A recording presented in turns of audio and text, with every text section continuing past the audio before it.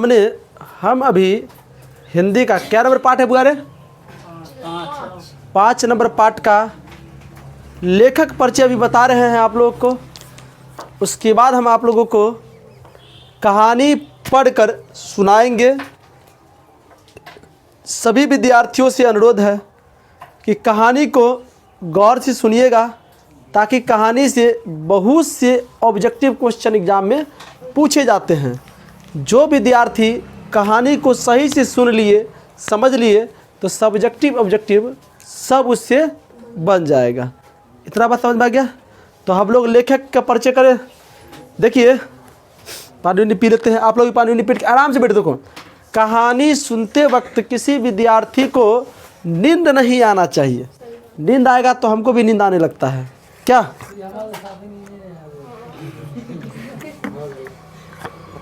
देखो, नींद दुइयों के व्यक्ति के नहीं आता है, जो प्यार में रहता है उसको या जो बुखार में रहता है उसको। समझे ना? ये दोनों व्यक्ति को कहीं नींद नहीं आता है। बुखार वाला का भी जल्दी नींद नहीं आता है, और जो प्यार में रहता है उसको भी नींद नहीं आता है। दोनों को आँख लाल रहता है, एगो गर्मी से, एगो के ठंडी से। समझ गया? तो नींद आना नहीं आना। चलो सभी विद्यार्थी एक बार ध्यान दीजिए। जिसका जो बचा हुआ है ना, बाद में उतार लेना, टेंशन नहीं लो, बैठ जाओ चुपचाप। और बड़का भाई चलो, 500 रुपये छाप ले ले। सभी विद्यार्थियों से अनुरोध करते हैं कि बीच में कुछ नहीं बोलिएगा। अगर बीच में बोलते हुए पकड़ा गए, क्लास भंग हुआ तो बहुत मारेंगे हम। इसलिए चुपचाप साइलेंट, जितना शांत वातावरण बना के रखिएगा उतना अच्छा हम पढ़ा के देंगे हम। और एक एक ऑब्जेक्टिव आप लोग को लिख लिख के बताएंगे। चलिए देखिए, पाठ का नाम है नागरी लिपि। नागरी लिपि जो एक निबंध है। क्या है? निबंध। आप लोग के बीच में नहीं बोला है, जो एक निबंध है।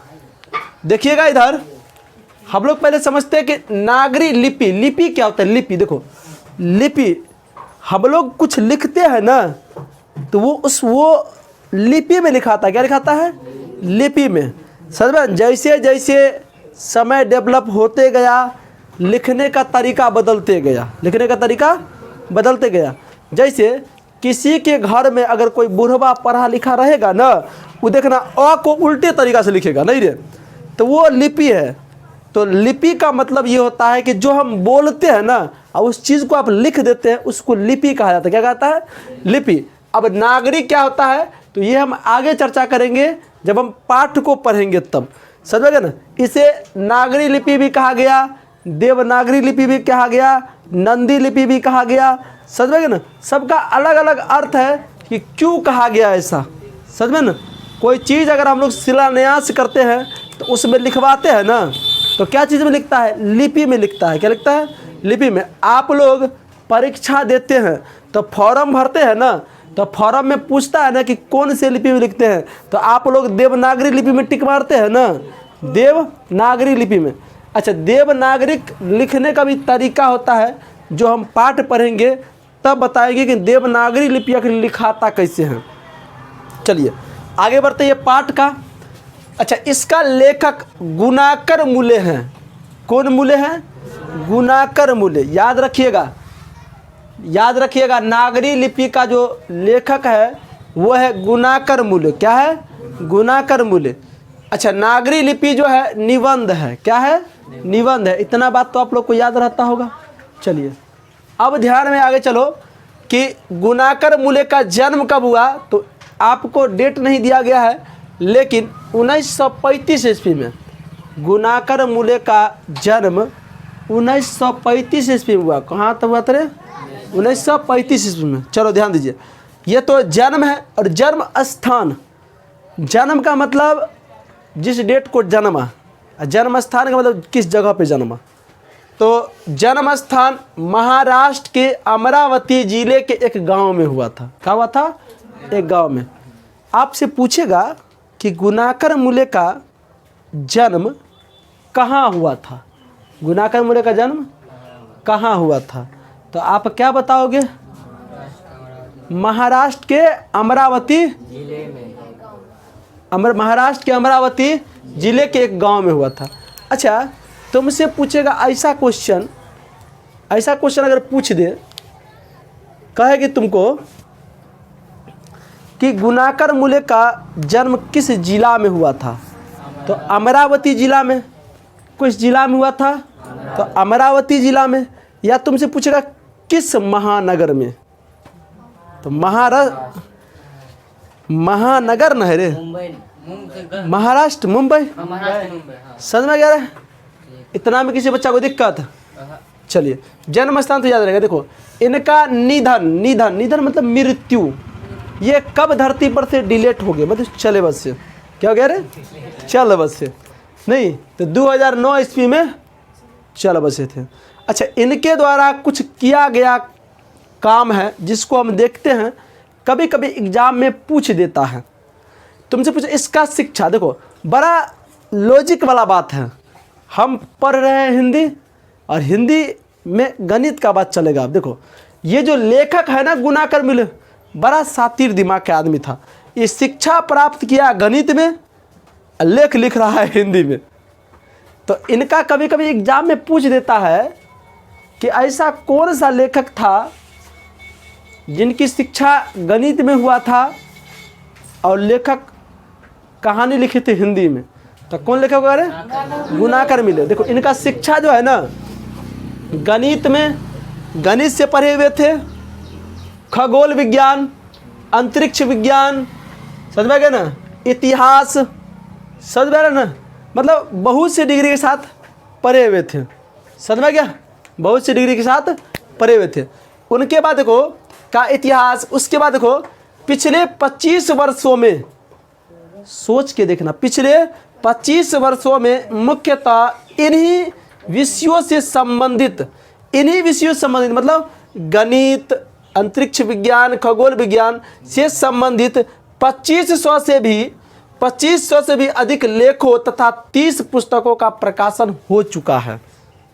2500 किताब का प्रकाशन किस लेखक का हुआ था, गुनाकर मूल्य। कौन मूल्य रे, गुनाकर मूल्य। क्या रखोगे, गुनाकर मूल्य। याद रहेगा ना, नागरी लिपि का लेखक कौन है, तो गुनाकर मूल्य है। उनका जन्म 1935 में। नहीं, ऐसा कौन सा लेखक थे जिनका 25 वर्षों में 2500 से अधिक किताबों का प्रकाशन हुआ था। अच्छा, ऐसा कौन सा लेखक थे जो गणित का शिक्षा प्राप्त करके हिंदी में कहानी लिखे थे, गुनाकर मूल्य।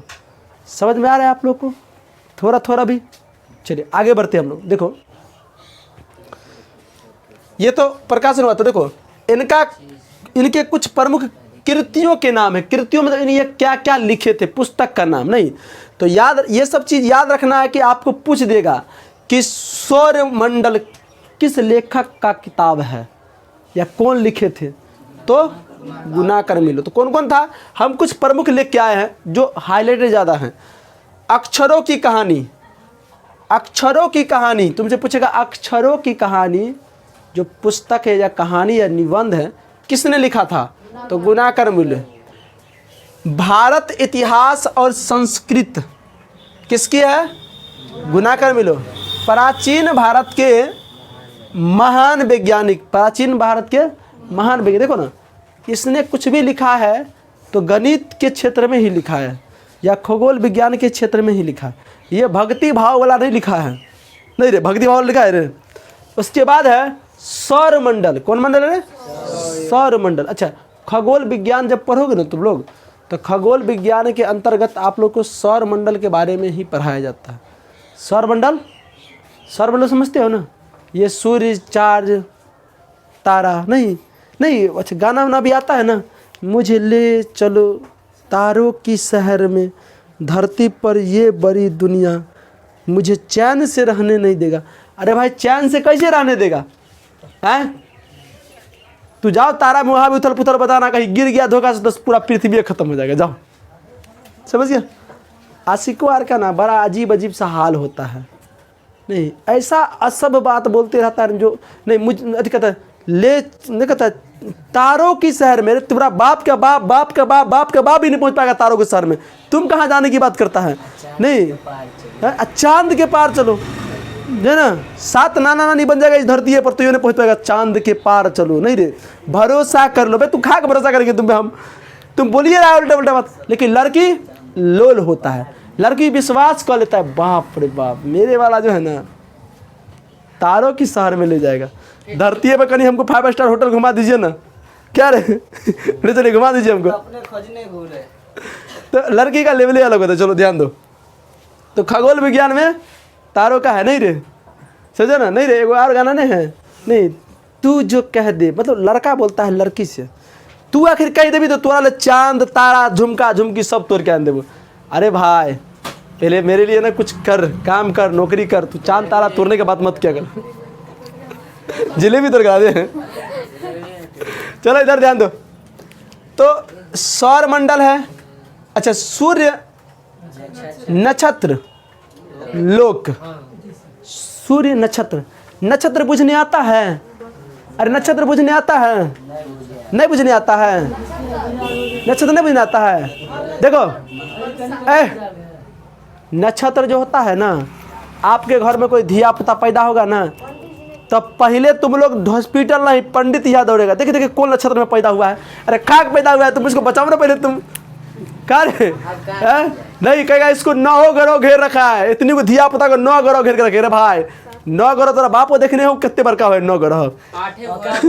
टाइम का ये आदमी मूर्ख है ना, हैं? आदमी मूर्ख है ना। महामूर्ख है, मानसिक गुलाम है। मानसिक, ये सब मानसिक गुलाम, इसमें से दूर हटो तुम लोग।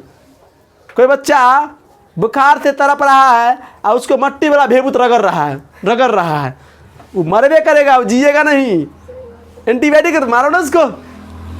तो आदमी मानसिक गुलाम है, क्या रे मानसिक गुलाम है ना। तो कोई धिया पुता का अच्छा एक बार भारतीय में नक्षत्र गिरता है, अमेरिका में कोई बच्चा पैदा होता है उसका कोई कुछ नहीं है, छठियारों ने हुआ होता है, 6 दिन के बाद भगवान भाग्य लिखते हैं, जो ना सब बाप थे पहले के ज़माने में किताबों धो दे रहे, कॉपियों धो रहे, बेसलो धो दे रहे, नहीं हंसुआ खुरपी सब दे रहे, बच्चा हमारा बहुत होशियार बनते, खा होशियार बनेगा, बकलो जो आता के बाद बनने वाला बंद। तो मेरे कहने का हर पालो का लकड़ी दे देता था ताकि बच्चा बड़ा होगा तो हर पालो चलाएगा। हमारा कहना पूरा एमबीडी गूगल मोबाइल जन खोल के उठ पड़ दिया, बच्चा जन गूगल भज तू, ये सब बेफिजूल बात है। इस बात में आप लोगों को नहीं पढ़ना है, समझ में आ गया ना। पढ़ाई एक अलग चीज़ है, नक्षत्र एक अलग चीज़ है। तो नक्षत्र के बारे में लिखे थे, सूर्य नक्षत्र लोक के बारे में लिखे थे, पुस्तक लिखे थे, समझ में आ गया ना। समझे नक्षत्र समझते हो, नक्षत्र वही देखो, सौर मंडल का मतलब सौर मंडल में अकेला सूर्य ही नहीं है, सूर्य के अलावा भी बहुत से ग्रह हैं, जैसे मंगल बुध बृहस्पति शुक्र शनि रवि, जनवरी फरवरी सब रविवार नहीं है। चलो समझ में गया, समझ गया आप लोग, इतना बात समझ आ गया। तो तुमसे अगर पूछ देगा एग्जाम में, तुमसे अगर पूछ देगा एग्जाम में कि सौर मंडल किसकी लिखी पुस्तक है या कृतियाँ हैं, तो किस में लगाओगे, गुनाकर मिलो। ये आपका मोटा मोटी लेखक परिचय था, क्या था लेखक, इससे भी ज़्यादातर क्वेश्चन पूछा जाता है। हाँ इसको पता नहीं मिला कि नहीं मिला, नहीं दिया भाई, जबरदस्ती कैसे पद्मश्री लिख दे अपना मुझसे, नहीं। इतना आप लोग उतार लिए हैं, तो क्या इसके बाद हम लोग कहानी पढ़ें, कहानी पढ़ने के लिए सुनने के लिए तैयार हैं। देखो कहानी बहुत इंटरेस्ट है, ये कहानी में क्या बताया जाएगा ये सुनो, बस इतना ही बात पर हम लोग को चर्चा करना है कि लिपि क्या है, लिपि का नागरिक लिपि कैसे हुआ, देवनागरी कैसे हुआ, पहली बार कौन खोजा इसको, कौन लिखा नहीं हुआ पता नहीं, इसी के बारे में पढ़ना है इसको, समझिए ना। तो हम लोग अभी 5 मिनट में पढ़ते हैं, फिलहाल आप लोग इतना उतार लीजिए।